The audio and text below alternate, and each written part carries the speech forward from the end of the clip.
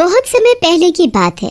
सुधा नाम की एक लड़की अपनी बहन के साथ एक छोटे से गांव में रहती थी। वो खेतों में रखवाली करने का काम करती थी, जिससे वो अपना और अपनी बहन का गुजारा करती थी। एक बार की बात है, वो खेतों पर रात को रखवाली करने गई हुई थी।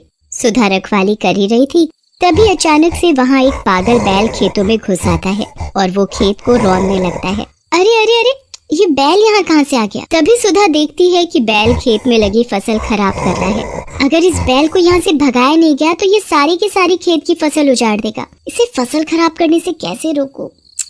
अगर इसे जल्दी नहीं रोका गया तो ये सारे के सारे खेत तबाह कर देगा। सुधा इधर उधर देखती है, पर उसे कुछ समझ नहीं आ रहा था कि वो बैल को खेतों से कैसे भगाए। ऐसे तो ये बैल सारे के सारे खेत खराब कर देगा और लोगों की मेहनत पर पानी फेर देगा। लोगों ने फसल उगाने के लिए कितनी मेहनत की है और कितना पैसा लगाया है। इस तरह तो सभी गांव वाले भूखों मर जाएंगे। मुझे इस बैल को खेत खराब करने से रोकना होगा। इससे पहले कि ये बैल सारे के सारे खेत खराब करे, मुझे इसे जल्दी रोकना होगा। क्या करूं, कैसे भगाऊं इस बैल को? मेरी तो कुछ समझ में नहीं आ रहा कि कैसे इसे खेत खराब करने से रोकूं। तभी सुधा की नजर एक डंडे पर पड़ती है और वो डंडा उठाकर उस बैल को डरते डरते पीछे की तरफ से मारने लगती है। भाग भाग भाग! तभी बैल सुधा की तरफ मुड़ता है और उसे अपनी लाल लाल आंखों से घूरने लगता है। अरे बाप रे, ये बैल तो बड़ा ही डरावना है। ये तो मुझे ऐसे देख रहा है जैसे मुझे अभी उठाकर फेंक ही देगा। तभी बैल सुधा की ओर अपने दोनों सींगों को करता हुआ बढ़ने लगता है। अरे रे, ये बैल तो मेरी तरफ ही आ रहा है। इसे देखकर ऐसा लग रहा है जैसे आज मुझे साक्षात यमराज के दर्शन हो गए और वो मुझे लेने आए हैं। सुधा बैल को देखकर भागने लगती है। अरे कोई है, कोई बचाओ मुझे, नहीं तो ये बैल मुझे अपने पैने सींगों से उठाकर मार ही डालेगा। कोई है जो मुझे इस बैल से बचा सकता है? मुझे अभी मरना नहीं है, मेरी तो अभी शादी भी नहीं हुई है। सुधा भागते भागते बुरी तरह थक जाती है और वो एक जगह आकर रुककर हाँफने लगती है। हाँ, इस बैल को भगाना इतना आसान नहीं है। चाहे जो हो जाए, मैं इसे गांव वालों के खेत की फसल खराब नहीं करने दूंगी, चाहे इसमें मेरी जान ही क्यों ना चली जाए। तभी देखते ही देखते बैल सुधा के सामने आकर खड़ा हो जाता है और वो अपने दोनों सींग सीधा उसके पेट में गाड़ देता है और उसे दूर जमीन पर फेंक देता है। सुधा के पेट से खून बहने लगता है और वो बुरी तरह तड़पने लगती है। हाय रे मेरा पेट, कोई बचाओ, कोई है तो कोई बचाओ। सुधा अपना पेट पकड़कर जैसे तैसे खड़ी होती है और भागने की कोशिश करती है। इस बैल ने तो मेरी हड्डी पसली तोड़ कर रख दी। तभी बैल फिर आ जाता है और सुधा को जोर से उठाकर जमीन पर पटक देता है, जिससे उसकी मौत हो जाती है। फिर वो पागल बैल वहाँ से चला जाता है। अच्छा हुआ ये बैल यहाँ से चला गया, चलो कम से कम खेत खराब होने से तो बच गए। तभी सुधा जमीन पर पड़े अपने शरीर को देखती है। अरे, ये जमीन पर तो मैं पड़ी हूँ, पर ये कैसे हो सकता है? मैं तो यहाँ हूँ। फिर सुधा अपने ही शरीर को हिलाने लगती है। तभी उसे समझ आता है कि उसकी मौत हो चुकी है और वो एक चुड़ैल बन चुकी है। नहीं नहीं, मैं नहीं मर सकती। मेरी बहन का क्या होगा जब उसे पता चलेगा कि उसकी बहन की मौत हो चुकी है? चुड़ैल पूरी रात वहीं अपने शरीर के पास बैठी रोती है और जैसे ही सुबह होती है, तभी कुछ गांव वाले खेतों पर काम करने आते हैं तो देखते हैं कि सुधा की लाश पड़ी है। ये तो सुधा है, पर ये मरी कैसे?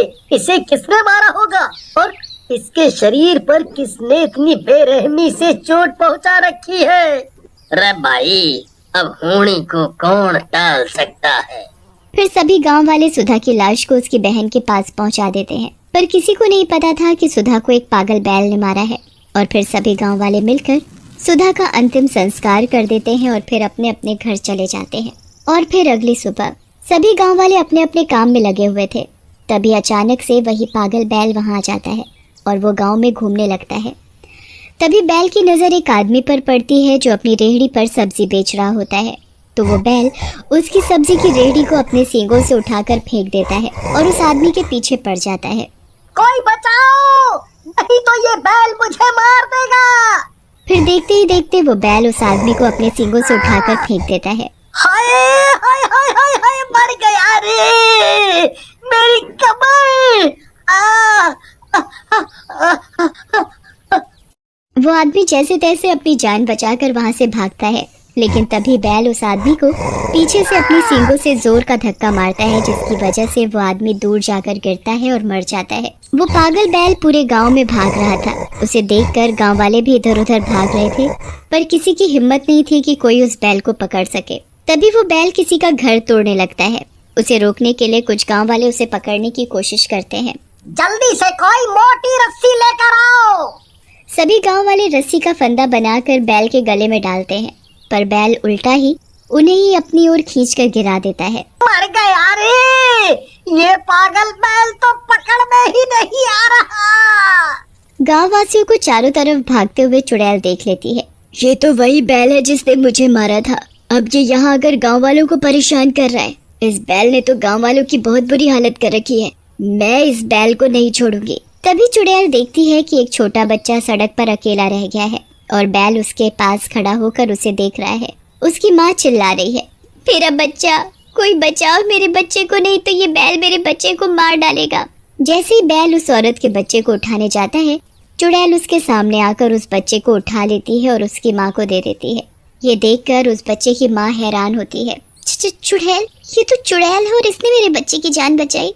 फिर वो चुड़ैल अपने हाथों से उस बैल के दोनों सींग पकड़ लेती है और उसे पूरी ताकत के साथ रोकने की कोशिश करती है।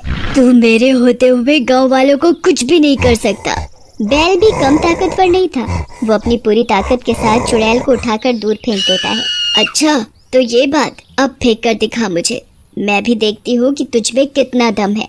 गांव वाले बुरी तरह डरे हुए इधर से उधर भाग रहे थे। तभी वो सब चुड़ैल को देखकर रुक जाते हैं। ओए, ये तो चुड़ैल है और हमारे लिए बैल से लड़ रही है। तभी चुड़ैल बैल से लड़ते हुए गांव वालों से कहती है, डरो नहीं, तुम लोगों को कुछ नहीं होगा। ये बैल तुम लोगों का कुछ नहीं बिगाड़ सकता। फिर चुड़ैल बैल के दोनों सींग अपने हाथों से पकड़ती है और जोर से उसे हवा में घुमाती हुई दूर फेंक देती है। बैल बुरी तरह चिल्लाने लगता है। फिर जैसे ही वो चुड़ैल की तरफ अपने सींग करता है, चुड़ैल उसके दोनों सींग उखाड़ फेंकती है। इसी सींगों से तूने मुझे मारा था ना, ले अब तू भी मर। बैल को बुरी तरह चोटें आती हैं। उसका पूरा शरीर लहूलुहान हो जाता है और वो दर्द से बुरी तरह जोर जोर से चीखने चिल्लाने लगता है। फिर देखते ही देखते वो मर जाता है।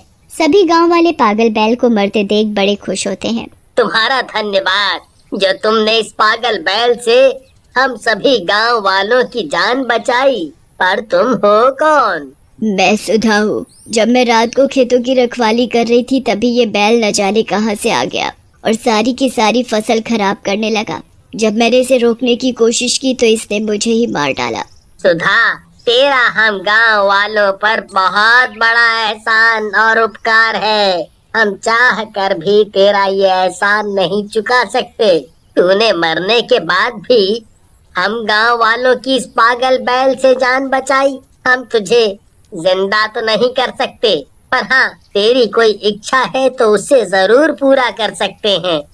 मुझे खुशी है कि आपने मुझे इस लायक समझा। मुझे और कुछ नहीं चाहिए। बस आप सभी मेरी बहन का अच्छे से ध्यान रखना और उसकी शादी जैसे मैं चाहती थी वैसे ही धूमधाम से करना। सुधा, हम तुम्हारी ये इच्छा जरूर पूरी करेंगे। फिर चुड़ैल गांव वालों और अपनी बहन से विदा लेकर गायब हो जाती है और उसे एक नेक काम करने की वजह से मुक्ति मिल जाती है।